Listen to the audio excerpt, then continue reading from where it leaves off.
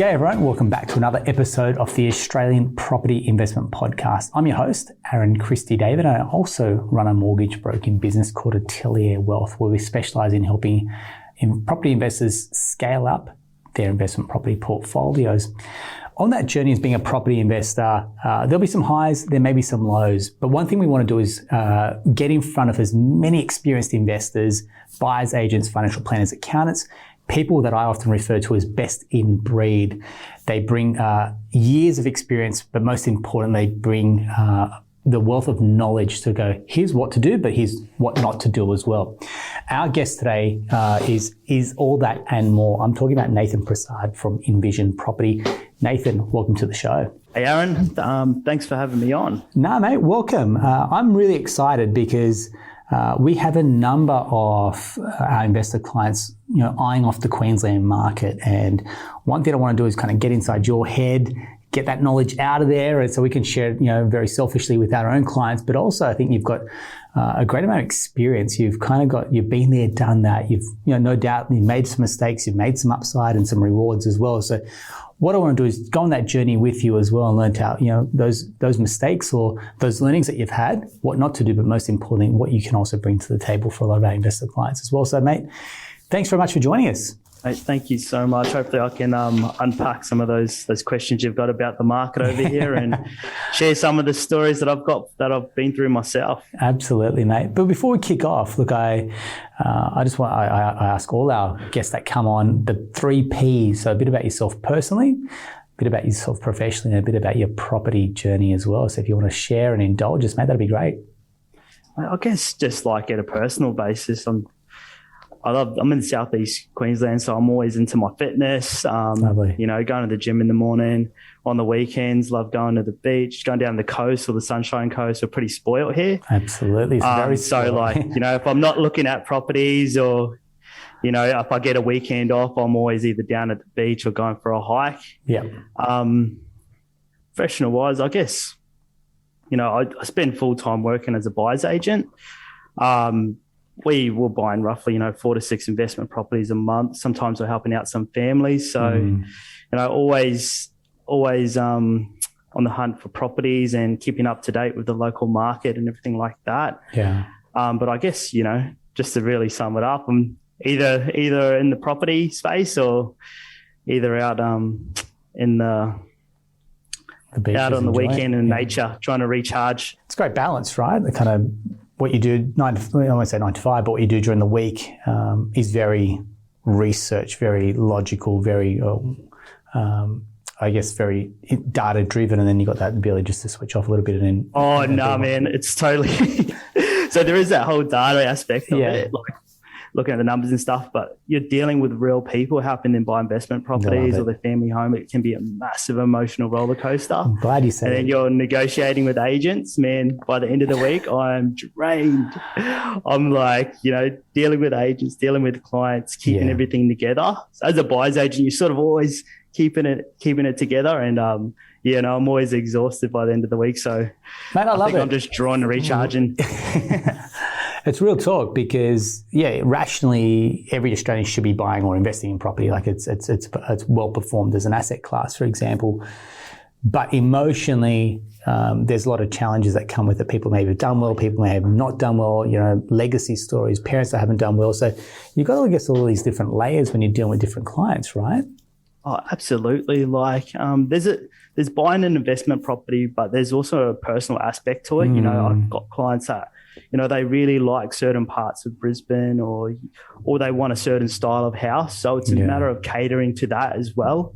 Hey, I might have the best area that I want to invest in, but does that suit them from a personal approach? So It's just about, working with them to get a result. I enjoy it. I love it. Like today I went to a pre-settlement inspection. I'm on the phone to the clients in Sydney, showing them the property they just brought. They're just over the moon. And I got to sit down with the sellers and learn about their next stage of jumping in a caravan and traveling around. So it's awesome to be a part of that.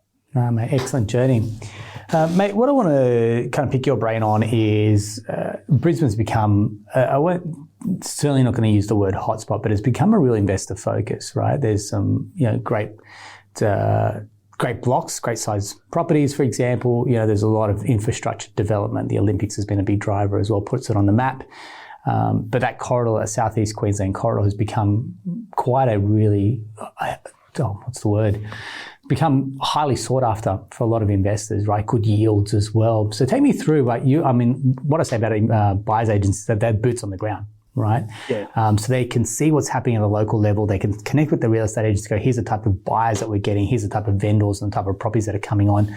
So you get a really interesting perspective. Take me through from what you're seeing in this corridor at the moment, mate. Yeah, absolutely. And I do get a lot of people inquiring through the website and everything like that, and they're sort of shopping either between here or Adelaide or Cairns, and I can only really speak for South East Queensland. But as an area, they're spending over $15 billion on infrastructure. We've seen a lot of like apartment towers getting put up, a lot of public transport being upgraded, a lot of money being spent on the actual local economy. And then one of the biggest aspects, I reckon, as well, is that we've got a lot of interstate migration. On average, we were seeing roughly between 20 to 30,000 per year, but now that's jumped up to, 30 to 40,000 in the space of 3 to 4 months. And that alongside, we're going to start to see international migration is really, I think, going to drive prices up here. I'm just lucky to be a boots on the ground agent here. So I'm able to help clients that are looking to buy, particularly in the South East Queensland market. But there are sort of so many strategies you can look at with the South East Queensland market where, one that I was talking to a client yesterday that we got was over in Wellington Point, but it was on a block of land that could be subdivided. Right. We picked it up for $560,000 and it's going to rent for $500 per week. Getting a good yield, you're getting a property that can be developed and you're getting it within, say, about 20 Ks from the CBD. So I guess the massive factor of it being affordable and being able to achieve those really good yields are still available at the moment. So investors are loving it. Love it. You just touched on a really important point that I want to bring up, which was opportunities for subdivisions or development, right? We've had a couple of clients and I've seen it, we've heard some horror stories where they've bought a property and they thought it was an opportunity and they've gone, say, to council and it's like, it gets knocked back. Maybe it was the Queenslander style home, maybe it was the actual block, for example, maybe it was the council rules. I'm going to preempt by saying because you work specifically in this corridor, the council regulations, what can be developed, what cannot be. That years of knowledge, can you kind of share with us some really key points or some insights that you've picked up along the way when you know what's, and your trained eye now sees it, what is development options versus not? Yeah, I think there's a lot of people always entering that space of, hey, I want to become a developer. I was lucky because, my entry point was through the building space. And then I started helping a lot of developers. And, developers are really smart with negotiating, working out how to say no. So from like the start, you've got to work out, where the services are located. Something about Brisbane, a lot of people don't realise if the block actually slopes back, you've got to put in this whole stormwater management program. It can cost thousands of dollars. So, I'd say look at where your services are located. Jump on Brisbane City Council, whatever the local council is, check the overlays. So in Brisbane in particular, you've got your character overlays and then you've got medium density, etc. But you want to make sure that it doesn't have a character overlay, and then you want to go through and make sure there's a bunch of other things within that space, but just making sure it's not character overlay. Make sure it doesn't have any flooding. And if you can get somebody to come check out the block, check the slope on the block. Those are probably 4 of the key things, services, locations, make sure it's actually the correct overlay, check the block, and then also just do your research on comparables and stuff like that as well. But yeah, I could probably go on forever. There's so many parts to buying a development site that you really want to make sure that you're not overpaying on it.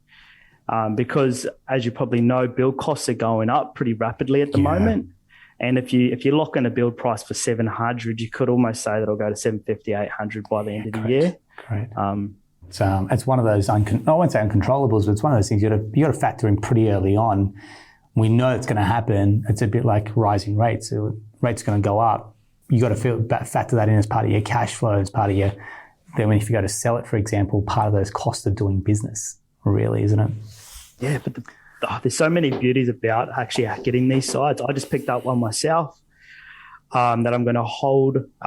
But this is probably a cool thing that a lot of people that are looking in Brisbane, if the property is within 300 walking meters, so you can measure it on a Google using Google Maps or RP data. If it's within 300 meters, you can actually split a 600 square meter block up into 300 square meter blocks.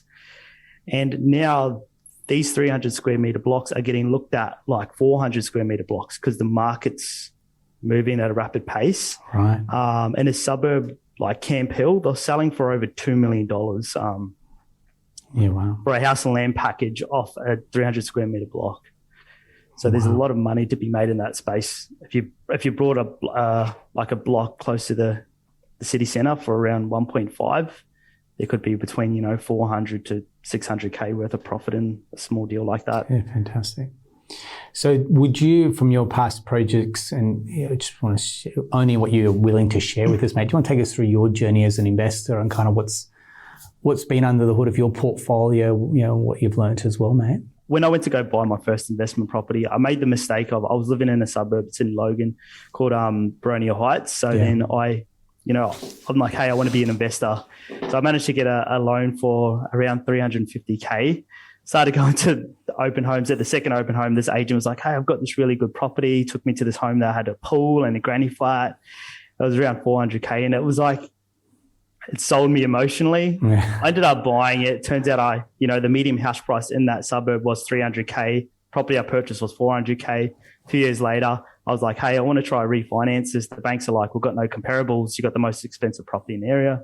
So done a small renovation, and I pulled out, an extra 20K on the deposit. That enabled me to buy something.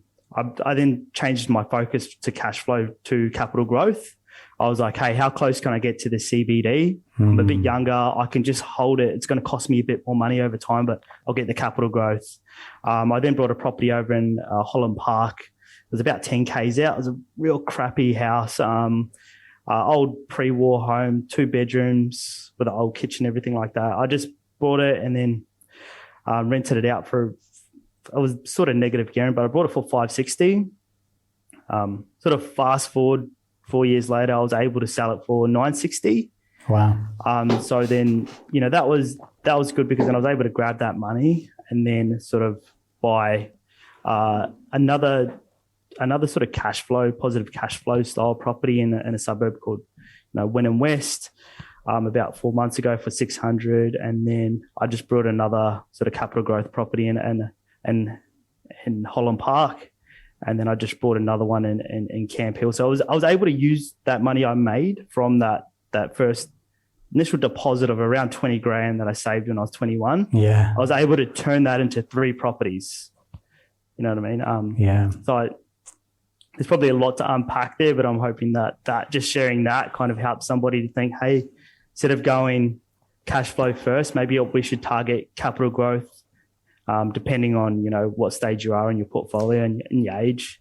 That's just super important. One of the things we talk about with our investor clients is cash flow is great, but if it's not worth more in a few years' time, you've got to talk net present value of cash, but also time in the market and where else you could have invested to get a different return, right? So, I think the word you used there, emotionally, you got emotionally hooked or attached to a certain type of property.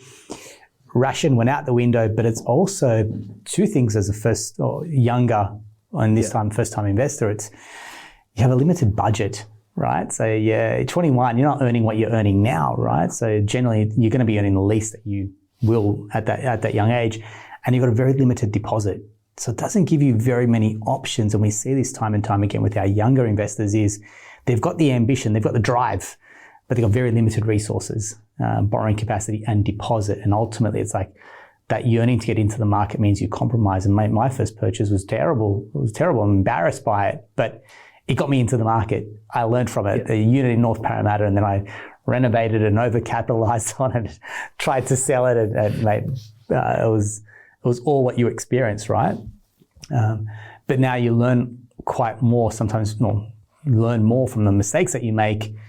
versus, when things are smooth sailing and just like this inflated sense of confidence that comes with that when everything's going great for yourself as well, right? Oh man, absolutely. It does hurt when you're like, oh, damn it, I worked so hard to get that deposit, and then I'm stuck. Yeah. I think what I would have done a bit differently, I was limited with my budget, but I could have been a bit more savvier and brought maybe a bit more closer to the CBD with the 400K at that time. Yeah. And maybe brought a property that I could have added value to. But there was a couple of things there. That agent really knew I was a first-time buyer. Yeah. I put 380 as the offer. He just crossed it out in front of me and put 400, and he said, "This is what I can only offer." I didn't even know at the time that I could actually negotiate. So I didn't know how to. You're coming up against a skilled negotiator. Yeah, right. So this is again. Yeah, but now, a buyer's agent, 80% of what we do is negotiating. Like, if I got a deal, gave it to any buyer right now, they wouldn't know how to close it effectively, that they get the best outcome. And that's a whole conversation by itself. But so going back to you just mentioned about being a buyer's agent, and in a really strong market, a lot of our clients go, well, look, hang on, why would I pay a buyer's agent when what's the point? Off markets, they'll probably take it to market anyway. So what real value is the buyer's agent going to give me? I'm like, look, you're not just paying for the straight transaction, you're paying for the research, the knowledge, the trained eye, for example, and the amount of buyer's agents we have that I get the privilege of sitting in front of. I'm like, this is what you're paying for. They looked at thousands and thousands of properties, and you and I are looking at maybe 100 or so when we go to look to buy. So it's not even comparable. So take me through. There's probably two questions in there. One is, off markets versus on markets. So do you see a difference, and do you have access to that? And the next one is, how are you then, and you mentioned about negotiations, what is that secret sauce, if you want to kind of share with us as well? Yeah, no, absolutely. So like the first part around finding off markets. So that's just the process through, emailing the agents weekly. I'm texting them, I'm calling them. Yeah. Just through that, I've got, 8 hours a day to contact agents compared to your average buyer. Yeah. Through that, I find the majority of them are pre-markets. So they're just about to hit real estate and domain. Yeah. And then that moves us into the next part. So, I convince the agent, hey, just let us come through, have a look at it. They're like, no, they actually want to go online. But I kind of just gauge off the conversation and try to convince them, just, hey, let's go through. Then they let us come through the property. And then that's when I'm like, we've got an offer. Things I use as sort of takeaways, like, hey, we need to know by tonight, can you present it to the seller? Long story short, like the market's moving so quickly, they haven't seen it. So we offer them 500K. They think they've got an awesome deal because they're only going to get like 450, 480. Yeah. And that's where we sort of pick it up. And then we pick it up sort of 5-10% below market value. And with the market moving at the rate it's going at the moment, another 10%, here you're at 20%. Somebody puts a 20% deposit down, they've made 50% on their cash. That's the formula. So it's about trying to get it before it hits online. Yeah. Then getting in there and then convincing the agent, understanding the situation, and then letting the agent know, hey, we're going to buy it. Also, always keeping them on the hook, trying to remove any other buyers. So just, hey, Mr. Agent, can you just keep this between me and you just for now? I just want to have a quick look at it. I've got a qualified buyer. They're all pre-approved. They've got a massive deposit. We want to get this transaction through. No issues. Yeah, just sort of selling the buyer. Yeah, the whole time from the start of the conversation, and then just pre-framing it and building that solid rapport. And then when you go in, you just got to say, hey, I need you to present the contract. And when a seller sees a contract, it's like, hey, we're actually looking at this other property around the corner that's off market. We need to know by tonight. Yeah, and then you're just putting pressure on the seller. So it's the same strategies a sales agent uses on a buyer. You're sort of just trying to flip it and use it on the seller. Beautiful. And around on the market sort of negotiations. So there was a property out in Wynnum. It was for a family purchase. They really love this house. What we done was some real in-depth like research on the local market. We know the market's moving at this sort of pace.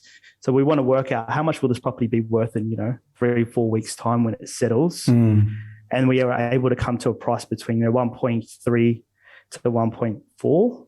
And the client was happy to go at a 1.3, and I added in $1,000. So we won it by exactly $1,000. But because we done that research up front, they were able to confidently go in there and put an offer.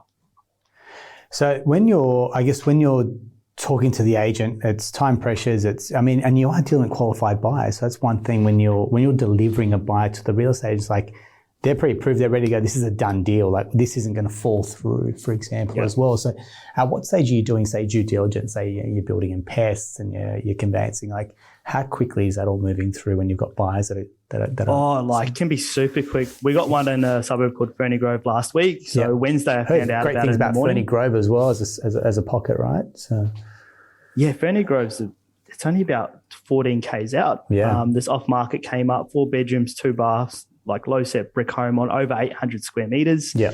The agent called me up. I said, I've been talking to him for 2 years. He's never let me go through the pre-market, but he's like, okay, today I'll let you go through.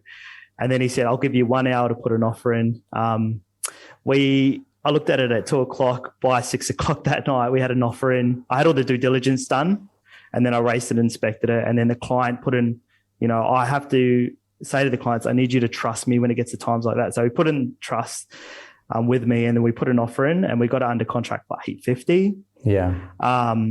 But the due diligence you have to be quick. Like in the space of a few hours, I had the due diligence over to the client, and I was already over there inspecting it, because on Friday they actually went live, but they went live with it under offer.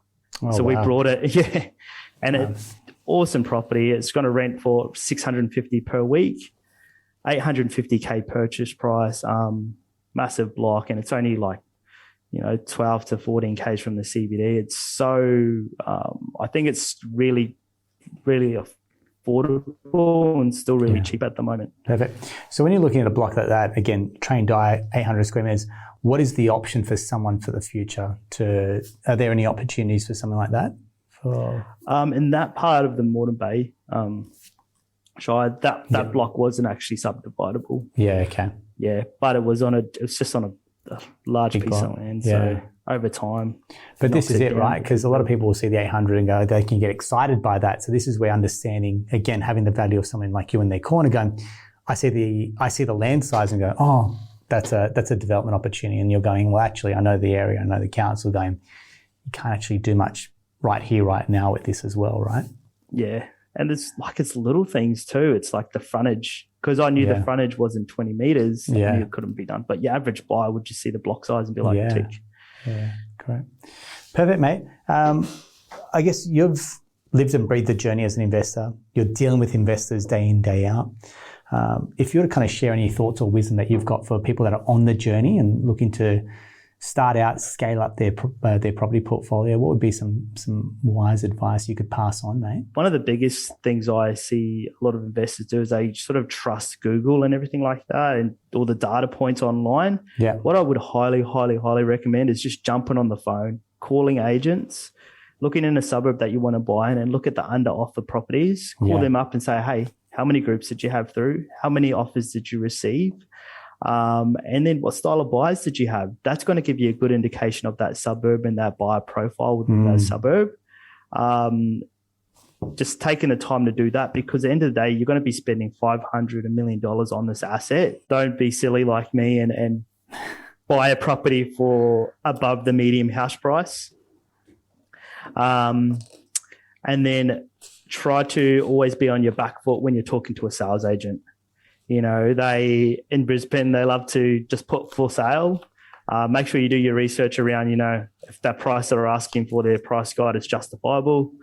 Doesn't mean that they're saying offers over 700, it's worth that. I'm only mentioning that because I'm seeing a lot of people actually pay the 700 and not doing their research. Right. And then also just always remember that the sales agent is always working for the seller. Yeah. I mean, their job is to get the best price they can for their client, which is the seller, right? And so when you're going to sell, that's the type of agent that you want. But when you're trying to buy, they're competing priorities. You want the lowest price, they want the highest price. And again, it comes down to who's the stronger negotiator, and they do this day in, day out. So you just have to know who you're up against when you're competing. But the goal is we want the property. So you got the common goal. You sort of try and find the way to achieve that as well, isn't it? Yeah, I guess the biggest thing would be try to call them on their lies. on the BS. Yeah. Yeah, you got a good radar. You know, if they say they've got a buyer, you know, just don't fall for it straight away. Try to ask more questions. Thanks very much. Mate, I really appreciate it. Nathan, we're going to pop your details. So if anyone wants to reach out to you specifically, and that's what I love about niching. So people that niche, and you're talking about the South East corridor of Queensland, Brisbane, for example. So if people want to reach out to you, we've got the details there. Nathan Prasad, I want to say thank you very much for your time. Thanks for your insights, man. It's been a real pleasure, and I look forward to having a chat with you in the future. Awesome. Thanks, Aaron, for having me on the show. Yeah, mate, absolutely. Look forward to chatting to you again. Wonderful. If you found that helpful, please feel free to reach out to Nathan or to myself. And if you've got any other questions, particularly about that part of Australia, we'd love to hear from you as well. And until next time, that's a wrap for the Australian Property Investment Podcast. We'll see you next time.